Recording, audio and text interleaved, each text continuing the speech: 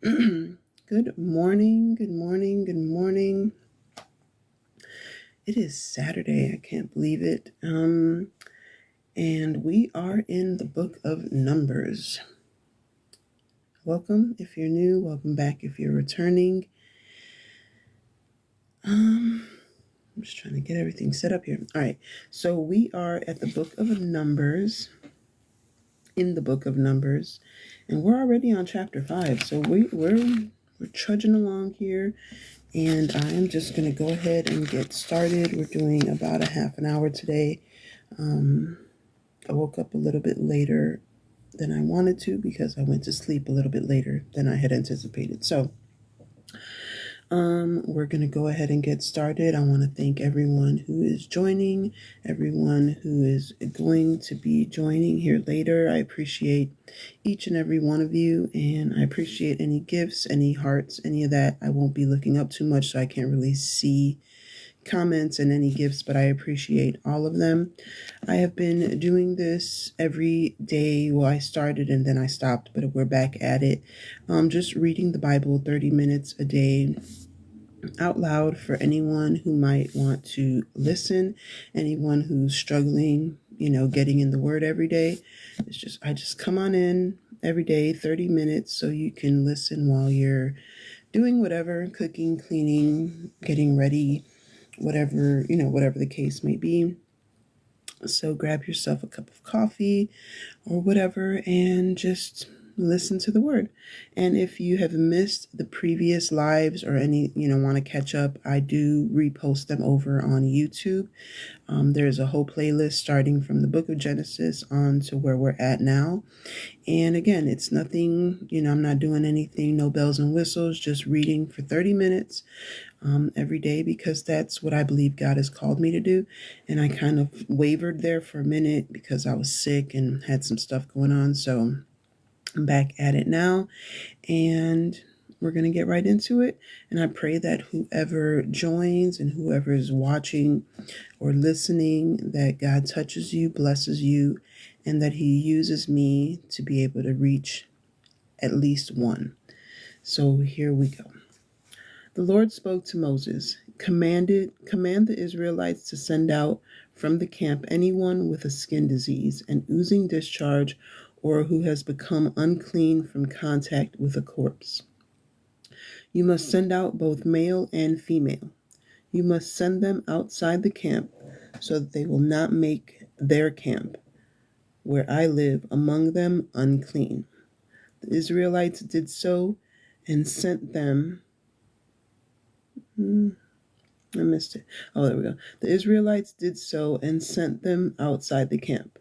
The Israelites did just what the Lord said to Moses.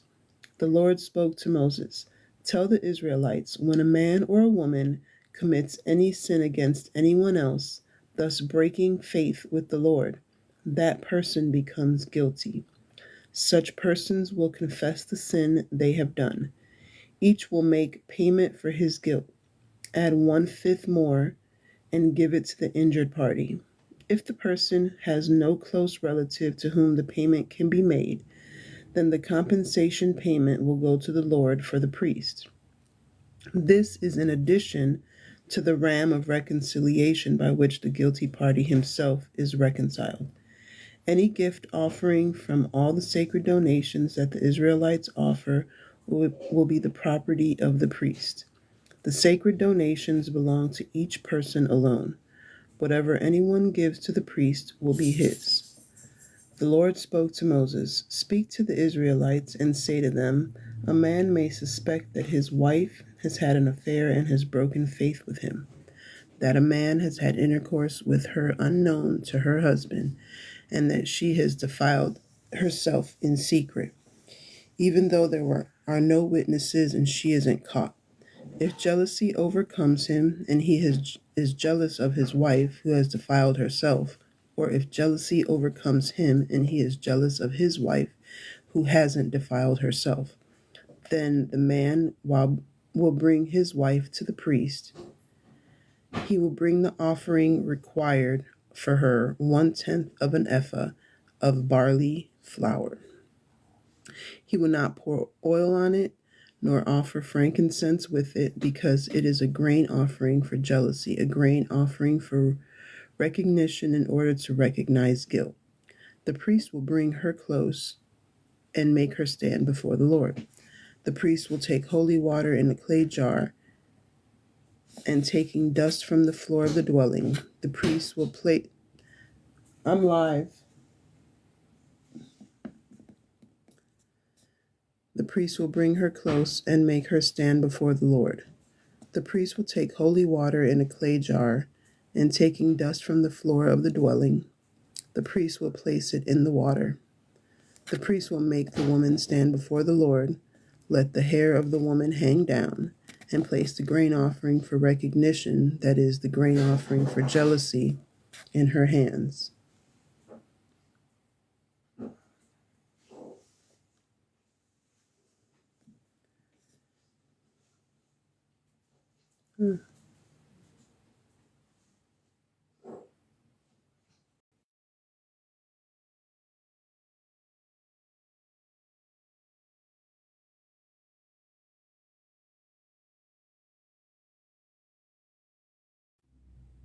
Sorry about that.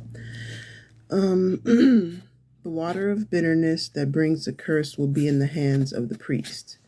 Then the priest will make her swear a solemn pledge, saying to the woman, if no man has slept with you, and if you haven't had an affair, becoming defiled while married to your husband, then be immune from the water of bitterness that brings these curses.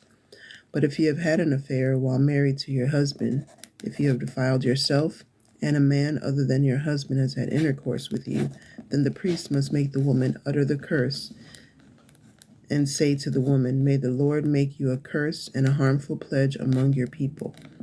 When the Lord induces a miscarriage and your womb discharges. May the Lord make you a curse and a harmful pledge among your people. When the Lord induces a miscarriage and your womb discharges. And may the water that brings these curses enter your stomach and make your womb discharge and make you miscarry. And the woman will say, I agree, I agree. The priest will write these curses in the scroll and wipe them off into the water of bitterness. Then he will make the woman drink the water of bitterness that brings the curse. And the water that brings the curse will enter her, causing bitterness. The priest will take the grain offering for jealousy from the woman's hands, elevate the grain offering before the Lord, and bring it to the altar. The priest will take a handful of the grain offering as a token part of it and turn it into smoke on the altar, and afterward he will make the woman drink the water. When he has made her drink the water, if she has defiled herself and has broken faith with her husband, the water that brings the curse will enter her, causing bitterness, and her womb will discharge, and she will miscarry. The woman will be a curse among her people. But if the woman hasn't defiled herself and she is pure, then she will be immune and able to conceive. These are the instructions about jealousy when a wife has an affair with her while her married to her husband and defiles herself, or when jealousy overcomes a man and he is jealous of his wife. The priest will make the woman stand before the Lord and will follow these instructions concerning her. The man will be free from guilt, but the woman will bear her guilt. The Lord spoke to Moses, speak to the Israelites and say to them, if a man or a woman makes a binding promise to be a Nazirite in order to be dedicated to the Lord, that person must refrain from wine and brandy. He or she, my pages are stuck together. He or she may drink wine vinegar and brandy vinegar. Wait, that doesn't make sense. Let me read that again. He or she may not drink wine vinegar or brandy vinegar, nor drink any grape juice or eat grapes, whether fresh or dried. While a Nazirite, the person may not eat anything produced from the grapevine, not even its seeds or skin, for the term of the Nazirite promise, nor no razor may be used on the head until the period of dedication to the Lord is fulfilled. The person is to be holy, letting his or her hair grow untrimmed. The period of dedication to the Lord also requires that the person not go near a corpse, whether father, mother, brother, or sister. Nazarites should not defile themselves because of the death of these people, because they bear the sign of their dedication to God on their heads. While a Nazarite, the person is holy to the Lord. If someone suddenly dies nearby, defiling the head of the Nazarite, he or she will shave the head on the day of cleansing. They will shave it on the 7th day. On the 8th day, the person will bring 2 turtle doves and 2 young doves to the priest at the entrance of the meeting tent. The priest will offer one for a purification offering and the other as an entirely burned offering. He will seek reconciliation for the person on account of the guilt acquired from the corpse. And he will make the head holy again on that same day. The person will be rededicated to the Lord as a Nazarite and bring a 1-year-old male lamb for a compensation offering. The previous period will be invalid because the Nazarite promise was defiled. This is the instruction for the Nazarite. When the term as a Nazarite is completed, the person will be brought to the entrance of the meeting tent and offer the gift to the Lord, consisting of a flawless 1-year-old male lamb as an entirely burned offering, a flawless 1-year-old female lamb as a purification offering, 1 flawless ram as a well-being sacrifice, and a basket of loaves of unleavened bread made with fine flour and mixed with oil, and unleavened wafers spread with oil, along with the grain offering and the drink offering. The priest will come close to the Lord and offer the purification and entirely burned offerings. The ram he will offer as a well-being sacrifice to the Lord with the basket of unleavened bread. Then the priest will offer the grain offering and the drink offering. Wait a minute. Okay. The Nazarite will shave his ordained head at the meeting tent's entrance, take the hair from his ordained head and put it in the fire under the well-being sacrifice. The priest will take the shoulder from the ram after it is boiled, 1 piece of unleavened bread from the basket, and 1 unleavened wafer, and place them in the hands of the Nazarite after the ordained head is shaved. Then the priest will raise them up as an uplifted offering before the Lord. They are holy to the priest, with the breast of the uplifted offering and the thigh of the gift of offering. After this, the Nazarite may drink wine. This is the instruction for the Nazarite who takes the solemn promise. That person's offering to the Lord will be in accordance with the Nazarite promise, in addition to whatever else the person may have offered. The person must do just as they have promised in adherence with the Nazarite promise. The Lord spoke to Moses, "Tell Aaron and his sons, you will bless the Israelites as follows. Say to them, the Lord bless you and protect you. The Lord make his face shine on you and be gracious to you. The Lord lift up his face to you and grant you peace. They will place my name on the Israelites, and I will bless them."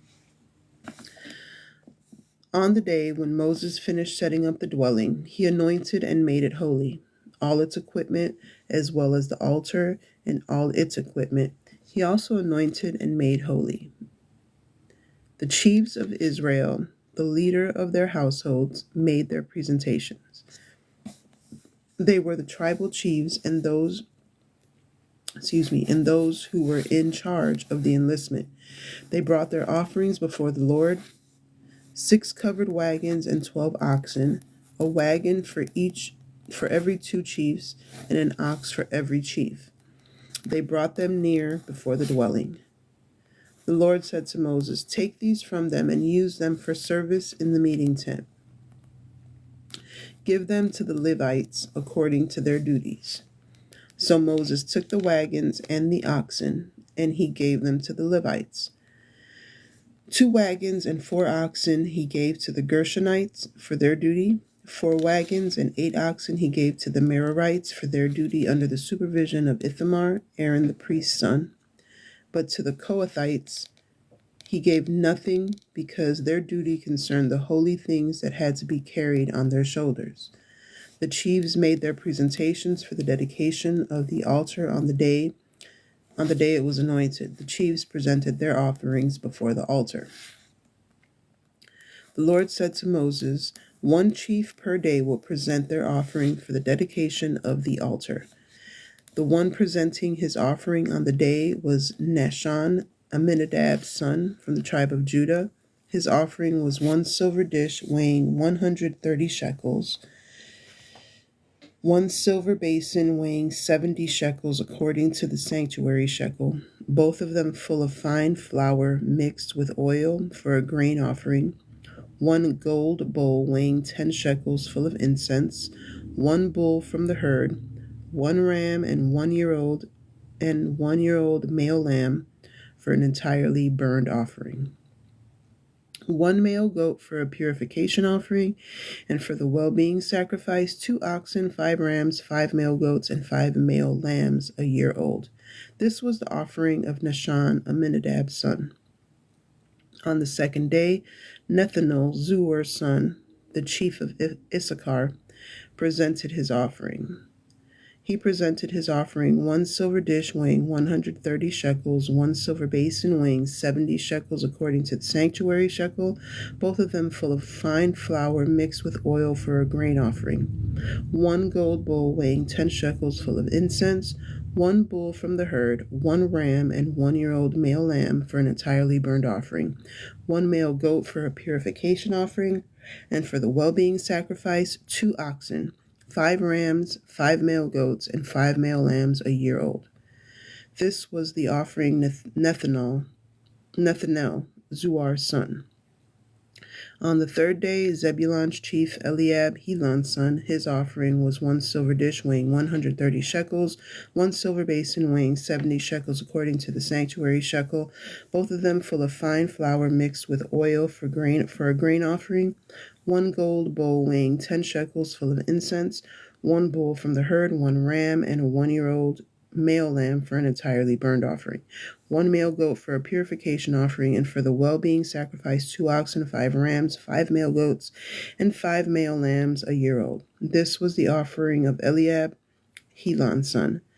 On the 4th day, Reuben's chief Elazar, Shedeur's son, his offering was 1 silver dish weighing 130 shekels, 1 silver basin weighing 70 shekels according to the sanctuary shekel, both of them full of fine flour mixed with oil for a grain offering, 1 gold bowl weighing 10 shekels full of incense, 1 bull from the herd, 1 ram, and a 1-year-old male lamb for an entirely burned offering, 1 male goat for a purification offering, and for the well-being sacrifice 2 oxen, 5 rams, 5 male goats, and 5 male lambs a year old. This was the offering of Elazar, Shedeur's son. On the 5th day, Simeon's chief Shelumiel, Zurishaddai's son, his offering was 1 silver dish weighing 130 shekels, 1 basin weighing 70 shekels according to the sanctuary shekel, both of them full of fine flour mixed with oil for a grain offering, 1 gold bowl weighing 10 shekels full of incense, 1 bull from the herd, 1 ram, and a 1-year-old male lamb for an entirely burned offering, 1 male goat for a purification offering, and for the well-being sacrifice 2 oxen, 5 rams, 5 male goats, and 5 male lambs a year old. This was the offering of Shelumiel, Zurishaddai's son. On the 6th day, reading the same thing over and over and over again, Lord. On the 6th day, Gad's chief, Eliasaph, Deuel's son, his offering was 1 silver dish weighing 130 shekels, 1 silver basin weighing 70 shekels according to the sanctuary shekel, both of them full of fine wine mixed with flour for a grain offering, mixed with oil for a grain offering, 1 gold bowl weighing 10 shekels full of incense, 1 bull from the herd, 1 ram, and 1-year-old male lamb for an entirely burned offering, 1 male goat for a purification offering, and for the well-being sacrifice 2 oxen, 5 rams, 5 male goats, and 5 male lambs a year old. This was the offering of Elisaph Deuel's son.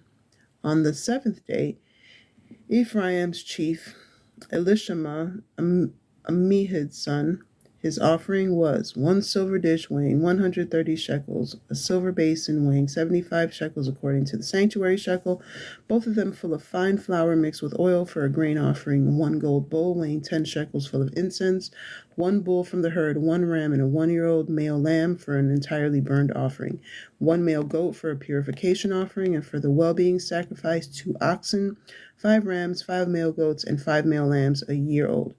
This was the offering for Elishama, Ammihud's son. On the 8th day, Manasseh's chief, Gamaliel, Pedazur's son, his offering was 1 silver dish weighing 130 shekels, 1 silver basin weighing 70 shekels, according by the sanctuary set. Let's start over.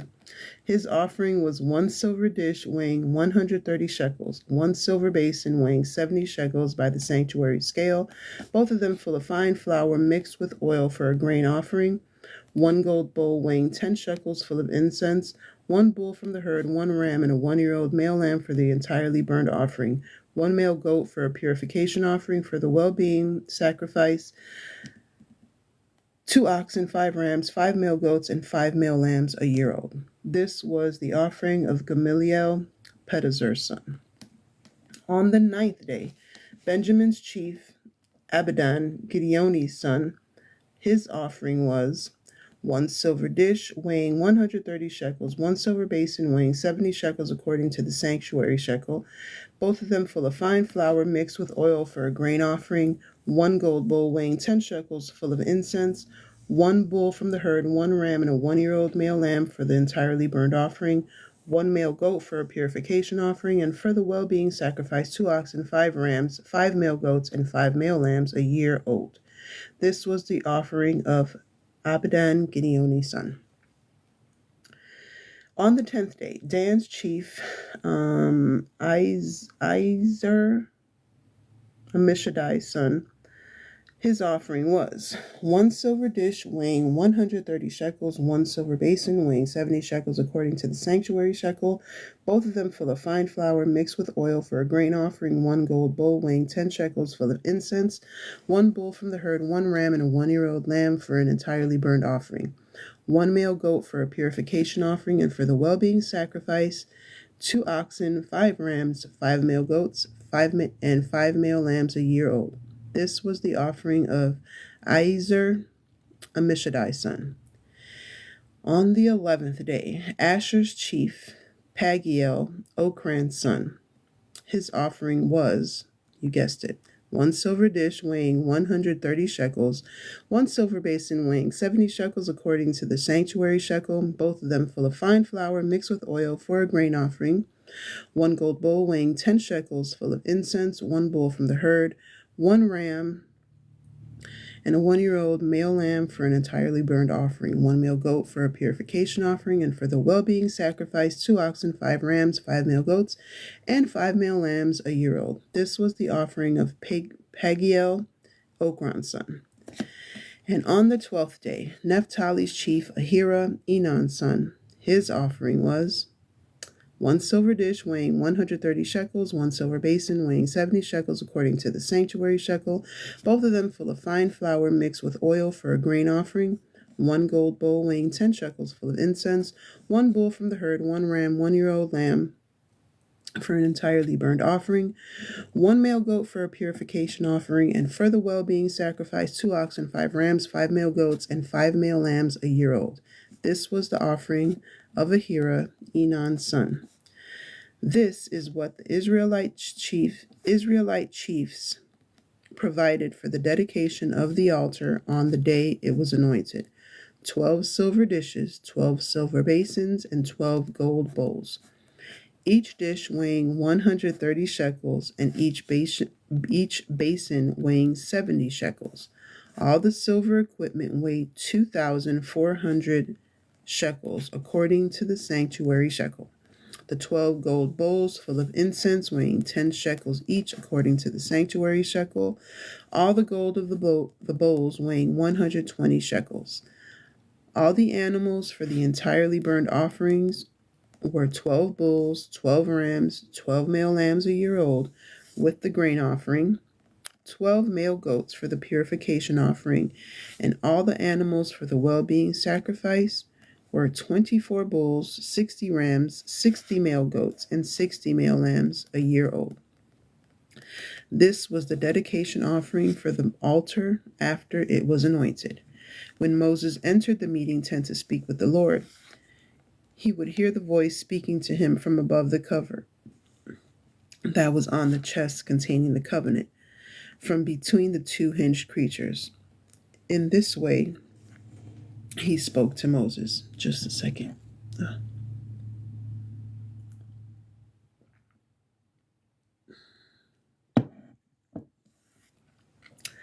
All right, so we've got, I don't even know how long I've been on. I thought there was a way to kind of see how long the lives were, but I don't know. Nope. I don't know how long. If there's any way to tell, I don't know how long I've been on, so I'm just going to read. Let's see what I'm going to read. I guess I'll read the next 2 chapters, and I think that'll be it. All right. The Lord spoke to Moses, "Speak to Aaron and say to him, when you set them up, the 7 lamps will give light in front of the lampstand." Aaron did so. He set up its lamps in front of the lampstand as the Lord commanded Moses. This is how the lampstand was made. It was hammered gold. From its base to its flower, it was hammered. Moses made the lampstand according to the vision that the Lord had shown Moses. The Lord spoke to Moses, "Separate the Levites from the Israelites and cleanse them. This is what you will do to them to cleanse them. Sprinkle water of purification on them. Have them shave their bodies, wash their clothes, and cleanse themselves. They will take a bull from the herd with its grain offering of fine flour mixed with oil. You will take a second bull from the herd for a purification offering. You will bring it to the Levites before the meeting tent and gather the entire Israelite community. Then you will bring the Levites into the Lord's presence, and the Israelites will lay their hands on the Levites. Aaron will present the Levites as an uplifted offering in the Lord's presence from the Israelites so that they may do the Lord's service. Then the Levites will lay their hands on the heads of the bulls, and Aaron will offer one as a purification offering and the other as an entirely burned offering to the Lord in order to seek reconciliation for the Levites. You will have the Levites stand before Aaron and his sons, and you will present them as an uplifted offering to the Lord. You will separate the Levites from the Israelites, and the Levites will be mine. The Levites will enter to serve the meeting tent after you have cleansed them and presented them up as an uplifted offering. They are given over to me from the Israelites in place of all the newborn, the oldest of all the Israelites. I take them for myself. Every oldest male among the Israelites is mine, whether human or animal. When I killed all the oldest males in the land of Egypt, I dedicated them to myself. I have taken the Levites in place of the oldest among the Israelites. I have selected the Levites from the Israelites for Aaron and his sons to perform the service of the Israelites in the meeting tent and to seek reconciliation for the Israelites so that there will be no plague. So there will not be a plague when the Israelites approach the sanctuary. Moses, Aaron, and the entire Israelite community carried out for the Levites everything the Lord had commanded Moses. This is what the Israelites did for the Levites. The Levites purified themselves and washed their clothes. Aaron presented them as an uplifted offering in the Lord's presence, and he sought reconciliation for them in order to cleanse them. After this, the Levites went in to perform their service in the meeting tent before Aaron and his sons. They did for the Levites just as the Lord had commanded Moses concerning them. The Lord spoke to Moses, "This rule applies to the Levites. Every 25 year Everyone 25 years old and above will enter into service, performing the duties for the meeting tent. After 50 years old, each will retire from service. They will perform their duties no longer. Each may assist his fellow Levites in the meeting tent with some responsibilities, but he may not perform service. This is how you should assign responsibilities to the Levites." The Lord spoke to Moses in the Sinai desert in the first month of the second year after they had left the land of Egypt. "Let the Israelites keep the Passover at its appointed time. On the 14th day of this month at twilight, you will keep it at its appointed time. Keep it according to all its regulations and its customary practices." Moses instructed the Israelites to keep the Passover. At twilight on the 14th day of the first month, they kept the Passover in the Sinai desert. The Israelites did everything just as the Lord commanded Moses. But there were persons who were unclean from contact with a human corpse, and they were unable to keep the Passover on that day. They approached Moses and Aaron that day. These persons said to him, "Although we are unclean from contact with a human corpse, why must we be prohibited from presenting the Lord's offering at its appointed time with the rest of the Israelites?" Moses said to them, "Wait while I listen for what the Lord will command concerning you." And the Lord spoke to Moses, "Tell the Israelites, when any of you or your descendants are unclean from contact with a corpse or are on a long trip, they may still keep the Passover to the Lord. They will keep it at twilight on the 14th day of the second month. They will eat the Passover lamb with unleavened bread and bitter herbs. They must not leave any of it until morning, nor break any of its bones. They will keep the Passover according to all its regulations.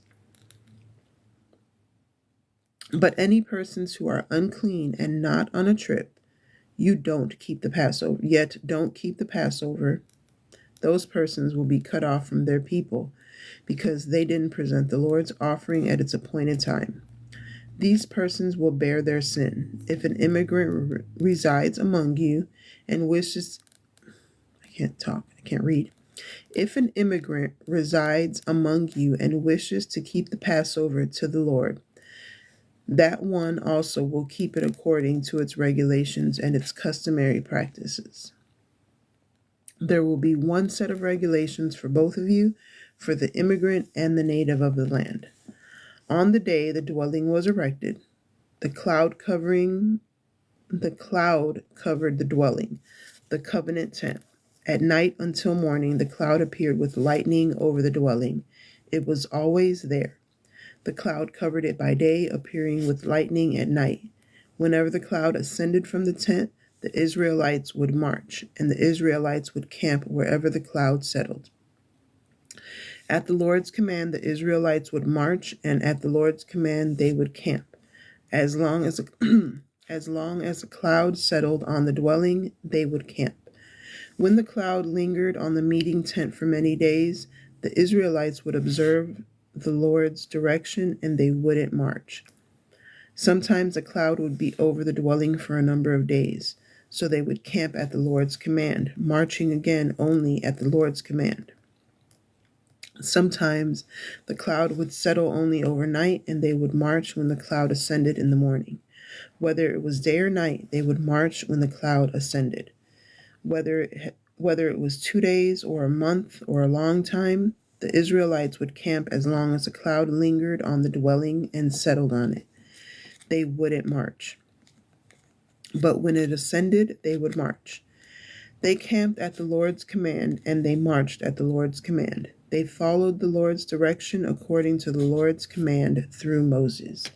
And I am going to go ahead and stop there. So we read 5 chapters today, and I will continue again tomorrow. Again, if you missed the beginning of this or you want to catch up and just hear, Genesis up until this point, it is over on my my brain stopped working. It's over on my YouTube channel, so you can watch the replays over there. I try to post them immediately after this, however long it takes to download the video. So be sure to check me out over on there. If you haven't already, be sure to follow me, and so that you can, know when I go ahead and go live with the next one.